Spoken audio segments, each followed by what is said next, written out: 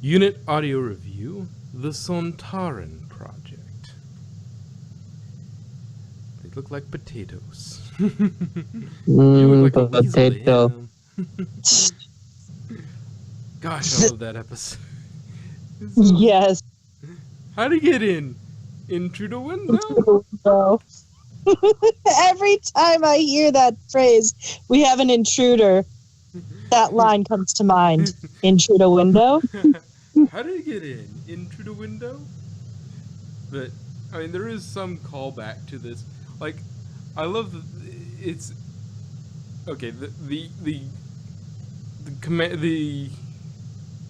leader of the group that are coming, the Sontaran group that are coming to look for the captured Sontaran, it's something that Tin brought up. It's like, I forget what exactly his title is, but it's like something, essentially the undefeated or the, undefeatable or something like that. And it's like, it's not a very good nickname. What if you do get defeated? It's like, but the one that was captured actually does have a good one, because it doesn't really matter whether he's defeated or not. It still works. The Woebringer, I think. Woebringer. Yes. Woebringer. That still works, even if you lose. Did you bring woe to your enemies? Yes, Sontar. Ha! It's like, yeah, okay, then you are the Woebringer. You brought woe to them. Yep. Okay, works. It still works.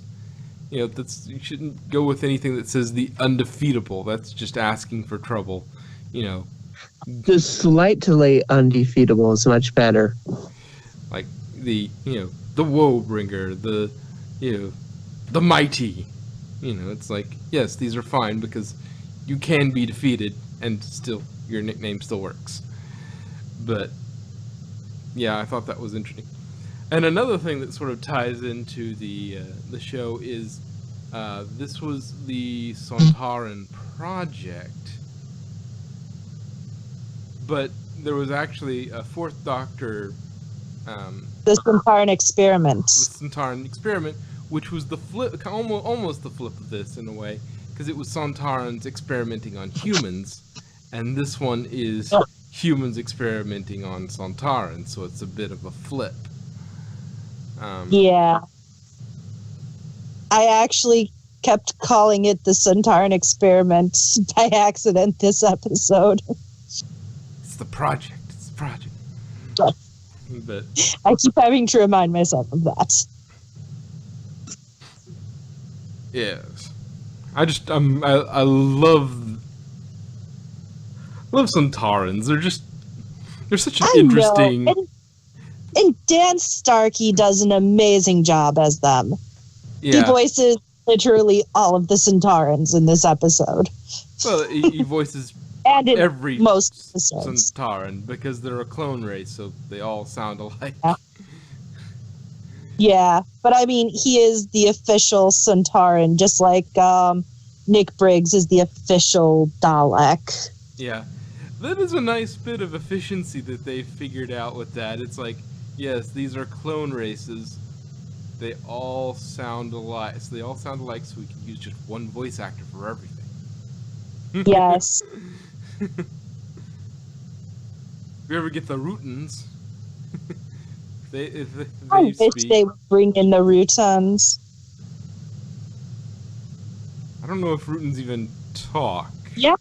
They do? We have in the Rootans in Horror at Fang Rock.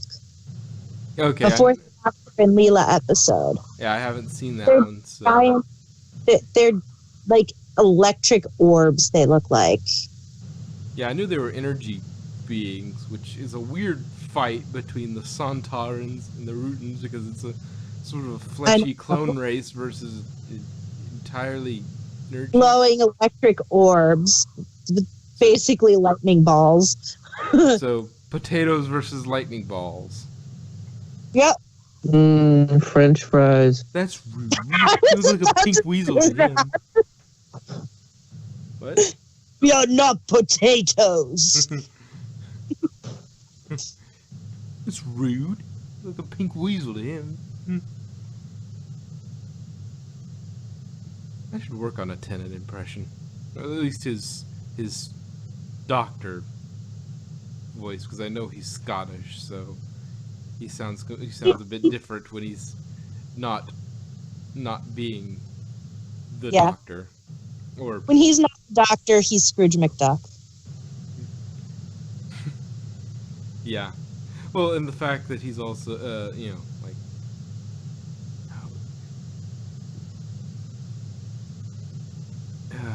you got the oh yeah, that's what it was. Yeah, like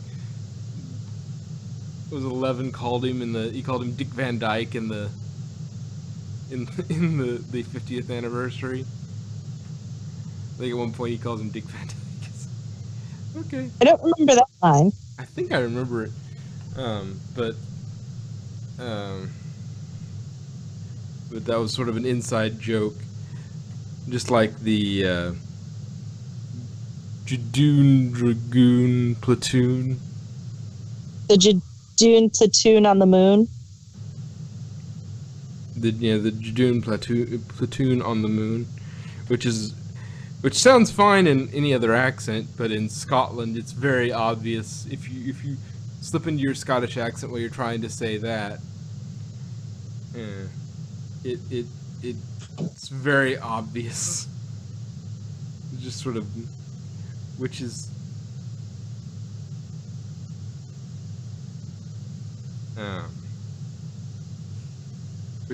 kind of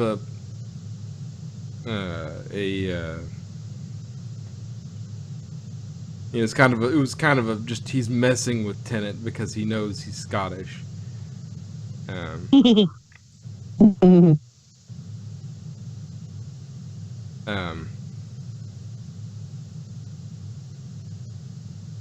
See. Kind of like with that. Oh, I've been ootin' a boot all day. Yeah. Don't do that. Ever do that. Yeah. Yeah, because it's the 10th Doctor saying, well, loving the posh, gravelly thing, very convincing. And then 11 says, brave words, Dick Van Dyke. But, yeah, that was essentially... Yeah, but then that must have gotten on... It's like... Because they do that with Tennant, and he's just like, oh yeah, I've got to completely disguise my Scottish accent, and then 12 comes along, and he's just like, eh. Yep. Lots of planets have a Scotland. I was like, fuck you, I'm Scottish. Yes. Which we're moving back down the British, the Great Britain. We're moving back down because I think we might be getting a northern accent from Whittaker. Yeah, she's Yorkshire, I think, something like that. Yeah, which that's the north. That's the northiest of north of England, like in terms of this is whippet dogs and flat caps and right Yorkshire. I'm not sure. I don't think that was a good Yorkshire accent. That was terrible, but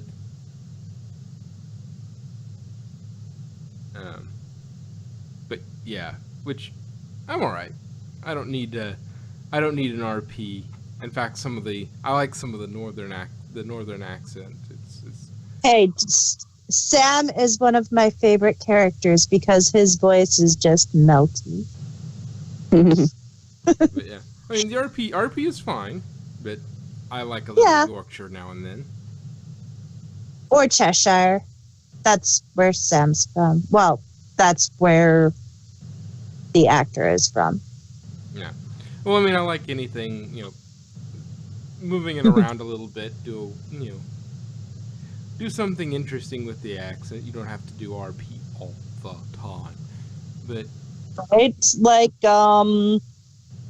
Jackie McGee is Scottish too. Yeah. I like yeah, but yeah, a little accent every now and then is nice. Especially, it's like that shit up. Which is interesting in the sort of Great Britain, the island, with Scotland and everything, but there's that many distinct accents, like, in such a small island in such area. a small area, versus, like the U.S., it's like, there's probably as many accents in the U.S. as there are and it's just like infinitely bigger, but I guess it just, regions are a little more homogenous. Yeah, it's like, for me, I cannot hear a difference in most American accents. Like, Midwestern accent sounds like everywhere in America except for the northeast, like New York and Boston, and then the South. Yeah, the two really strong accents are Northeastern. There's a few Northeastern ones. You get a little bit of the New York, like New York, Scott one, Boston's. It's funny because that small area has such diversity, and then everywhere else in America, it's Midwestern or Southern. Yeah, well, I think it's just 4 or 5 different accents there. People haven't been there long enough. Like, there's not 4 or 5 different accents, depending on what street you live on in New York, and then everywhere else in the entire country, there are two basic accents. It's just. But yeah, the generic Midwesterner is apparently from Ohio and such, and I've been told I don't have much of an accent. So in other words, you have a Midwestern accent. Yeah, I don't have. Yeah, I have a mostly Midwestern, though you can hear it depending on, and it gets thicker when I'm around people that have a similar accent, have a Texas accent. My drawl gets a little more pronounced, and you'll hear it on certain words like refrigerator and things like that.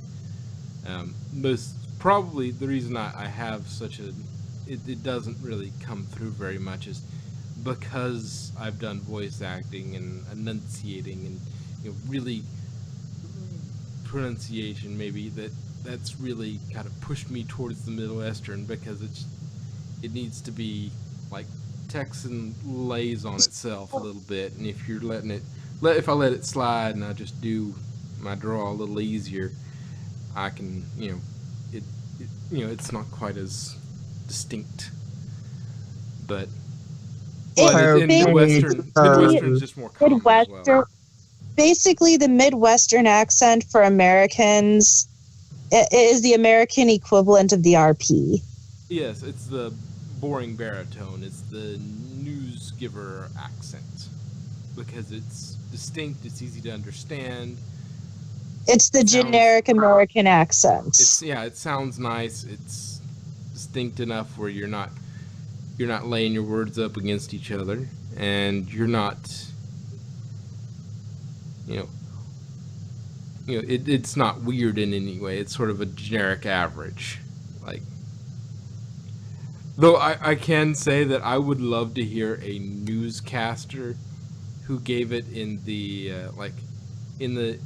sort of Fargo, that sort of northeast, don't you know, sort of accent. I think that would be fun for a while. Accent. What? And now for the weather. It's cold. It's colder than a cow's toes in April. It's colder than a witch's tit. I don't know, but I don't know why, but that was one of the lines. Like, my dad would always use that term. Colder than a witch's tit.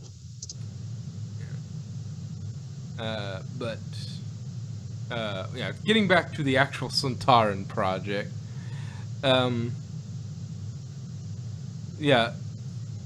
So now we've got a shadowy organization, the auctioneers, and they're trying to clone Sontarans. What? It sounds like a pirate organization. Yar, it be the auctioneers. Right? Which, that's West Country in it? I think the pirate generic pirate accent is like a really exaggerated form of the West Country, if I'm not mistaken. I could be wrong. It's a mix of like it's kind of like a bastardization of like Scottish, sort of. It has a very Scottish overtone to it. But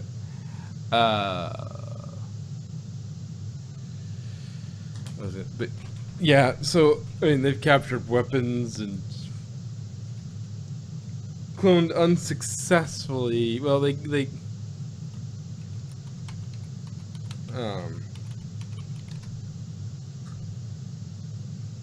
Well, that's why they needed Osgood, because it was Oh. yeah.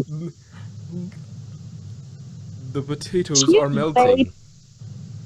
she is way too naive. She is too trusting.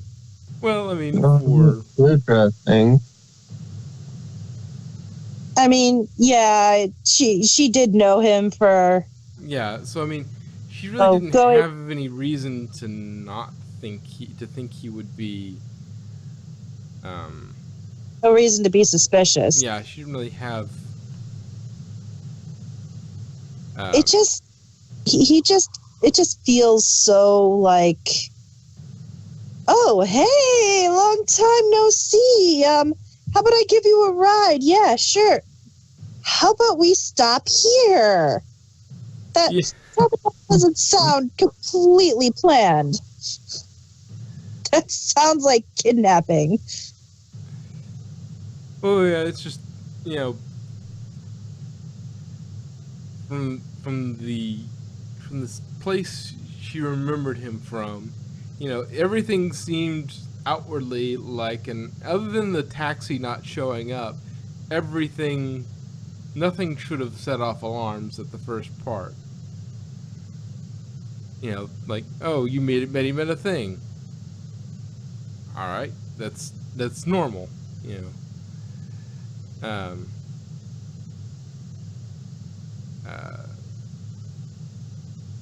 I'll give you a ride, sure. Yeah. Okay.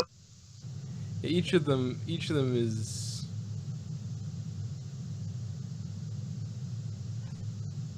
Yeah. Each thing isn't in and of itself. A red flag, but you Yeah. put them all together, Yeah.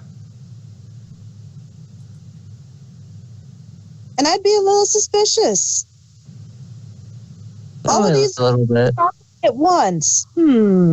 I was right. I was looking it up that's why I was distracted. It is West Country. The pirate accent is West Country.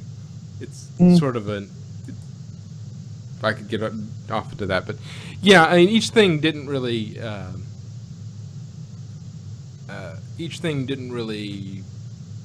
amount to Set up. much.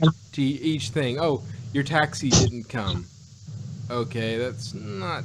It's weird, but it's not. Oh no! And then each thing. Oh, you ran into somebody you worked with years ago at the Ministry of Defense. It's like, all right, that's fine. And He offers you a ride. Okay, I mean, that's nice of him. Yeah. Yeah. And Oh, then, hey, while I have you in the car, let's go stop by my office. yeah. That's the first time it gets a little weird, but given the sort of people that unit gets around with, that's not completely weird. It's a little strange, but like the sort of obsessive sciencey types. Oh, I get to see a lab. Well, that seems interesting. Yeah, Fact- that's Osgood's biggest failing. You give her a little bit of a hint of science, and she's ooh shiny.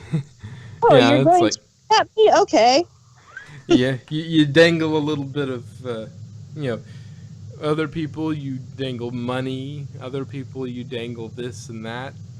The bait for Osgood is alien technology and science, Science. and cutting edge science. It's like you put those two together in there, you, you, you can bait her around pretty well. Um, but yeah, it was a fairly simple. One of the first, one of the few joint Sontaran human sort of activities. Oh, and, That did include a Silurian in there anyway. yeah. Well, I mean, with more than one Sontaran. But True. the the other thing is, what made me kind of giggle a little bit in my head is, okay, they might have had the armor of the first one, the first Sontaran the star they captured. They have the armor for that one probably. He was likely wearing it at the time, at least the body of it. He might have been wearing the helmet. Don't know. But otherwise, they were all naked. Or no, they're probably in like lab coats or the like patient gowns. Yeah, patient gowns or scrubs. It's having to imagine, a Sontaran. It's like, what does a Sontaran look like in normal clothes? Yeah, these rats. It's like, it has that the uniform. These rags. The uniform is a little weird because if you think about it, like the main body of a Sontaran. You just crackled up. Sorry, is it good now? Yeah. Okay, the Sontaran, like it. If you look at them in armor, let me get a picture of it for myself. Like if you look at them. Like, they have a normal, like, their musculature from, like, the neck down, the way their body is shaped, is relatively normal. They just have really broad shoulders. Yeah, they have really... Well, you've seen Strax in it's just, regular clothing. Oh, yeah, I forgot about that. You see him in a butler's outfit. Yeah, I forgot about that. They have like really broad shoulders and like, but that's about it. Otherwise, yeah, it's kind of weird how the head meets the rest of the body. Like you never see him in a V-neck T-shirt, where it sort of you see that sort of meeting of the head and the body. It must look kind of odd, but because their head is so much more, they have such a thicker neck and such a their head isn't terribly ridiculous. It's bigger, but that's not gonna cause a weird connection. It's how thick that neck is. That's gonna look weird if they were in like a T-shirt. Of course, there's also the matter of the costume, and that's why they don't ever show him out of, where you can see. Everything's got to have high collars so that the makeup doesn't show. They can just slap it on. Yeah. And they don't have to. They don't have to worry about connecting that latex neckline. Yeah. Real. Just like, boop, you're done. Yeah. Don't have to spend 10 hours in makeup every day. He probably still spends an hour in makeup. That really wouldn't. I mean, it's probably a latex mask, so he probably doesn't spend as long in makeup. Well, they still gotta, like, most of it's probably fine, but there's still a lot of mating up the latex and covering the gaps where his eyes come in. Be the potato. Yeah, and where the mouth meets the mask, they got it basically along the borders of where they have to make holes in the mask so he can see and speak. That's going to take a while. Like that's going to take a while every time they do it. So I imagine when they have him on, they probably try and shoot as much as they can in one day, so they don't have to spend all that time doing makeup every day. It's like, yeah, I bet they go through a lot of glue. Yeah, I don't know, but I don't know how they have it quite attached, but in all the what they use, but I gotta imagine that is an ordeal. Like even just like Worf, who doesn't really have a whole lot there. I mean, to be honest, he's got the sort of forehead lobster. edge. Yeah, He's got the lobster on the head, and he's got the eyebrows a little bit, and the teeth. But other than that, he doesn't really have a lot of extra stuff to put on. And like when in Star Trek, when they had in DS9, when Cisco came on, came on board a Klingon vessel and was disguised as a Klingon, he and O'Brien and it doesn't matter, but they normally didn't have much makeup whatsoever. And O'Brien and Cisco were just sort of knock the shine down, even it out, done. There's not really much makeup to do there. And they said it was quite a lengthy it was a lengthy ordeal compared to Michael Dorn enjoyed that. It's like, now you have to go through what I go through on a daily basis whenever I'm on screen. with the lobster and and everything, and that's just the lobster and the teeth, Oh. and the hair. I'm gonna put. Well, Dorn didn't really have a hair piece, I don't think, but Cisco did, and O'Brien probably did, but yeah, I can't imagine what Spiner had to deal with Data. Oh yes, we're going to paint you. Oh yeah. I guess that's probably not as bad because it's all, it's all just essentially paint.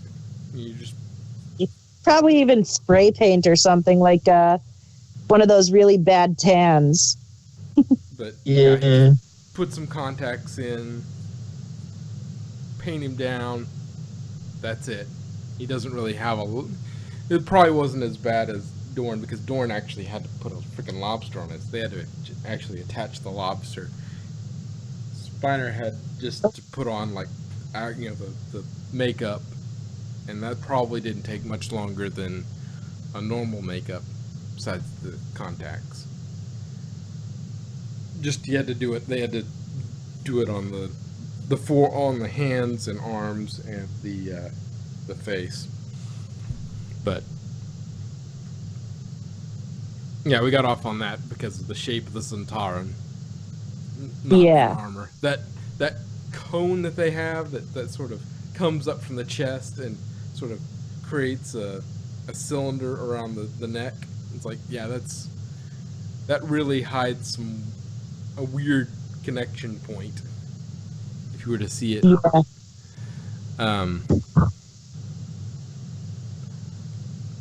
But yeah, it was an interesting turnabout on the Sontaran experiment, which I guess this also sort of places a little bit of something for if they want to do it in a later date. They want to have Sontarans come in.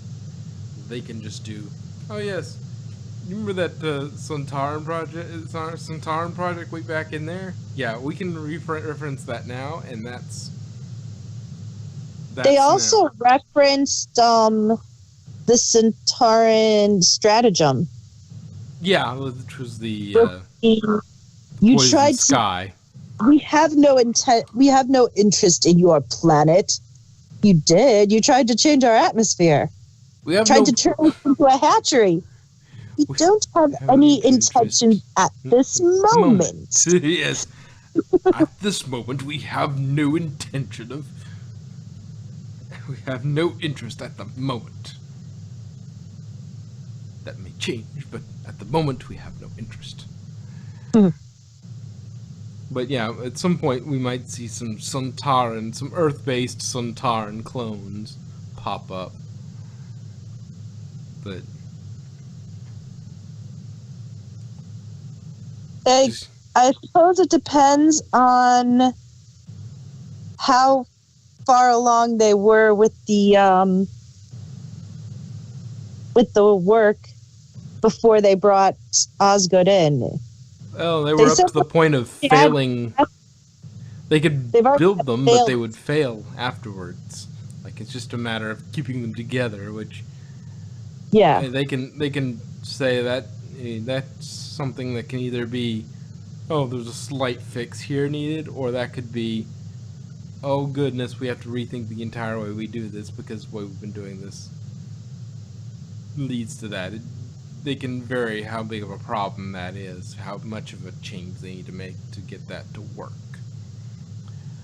Yeah, but what I mean is, as far as, because they were caught while working on it, so it depends on how detailed their notes are that they've already been sending the overseer. That too, yeah, but I imagine they're making regular reports as to, this is how our technology is going at the moment. Boom. And send it in. I imagine with an organization like like that, there are at least weekly reports. Yeah. If not daily.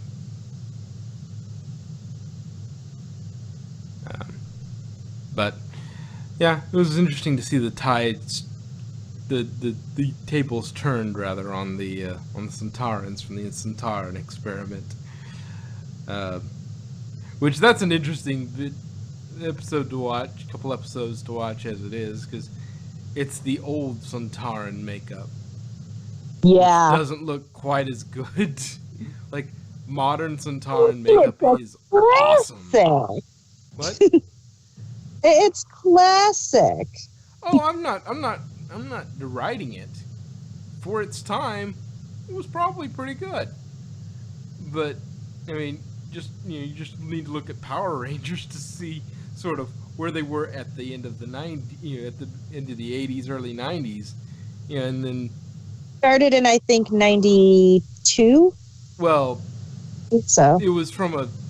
It was based off Super Sentai Rangers. Yeah, from earlier. Yeah. But Q Ranger or something like that. Super Sentai. Yeah, was what it was. Super Sentai, but the series was Q Ranger. Like, Super Sentai is the genre. Q Ranger was the series. But yeah, but it's quite amazing how far they've gone with, and see, that is how you do a it wasn't Q Ranger.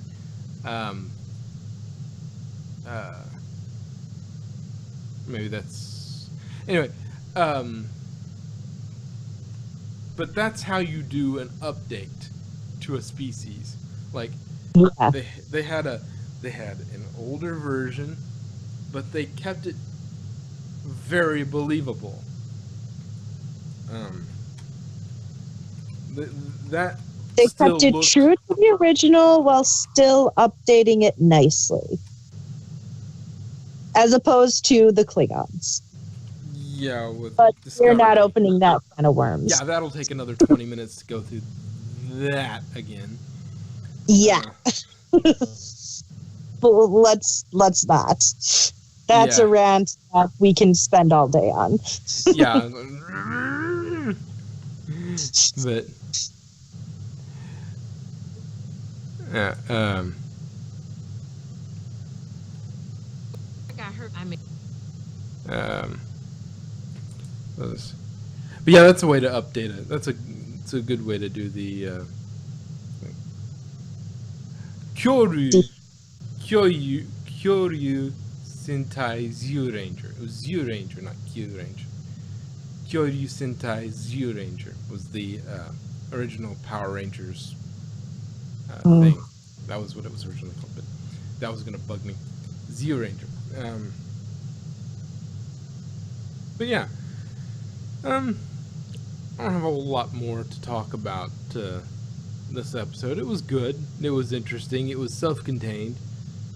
It kept the pace going nicely, and it was believable. There weren't too many plot holes. There weren't any plot holes that I could think of off the top of my head. It went pretty well. And of course, getting to hear the Sontaran voice again is nice. Yeah. Who doesn't love Starkey? Alright, any other thoughts on this before we wrap it up? It's been an extra long episode. Yeah.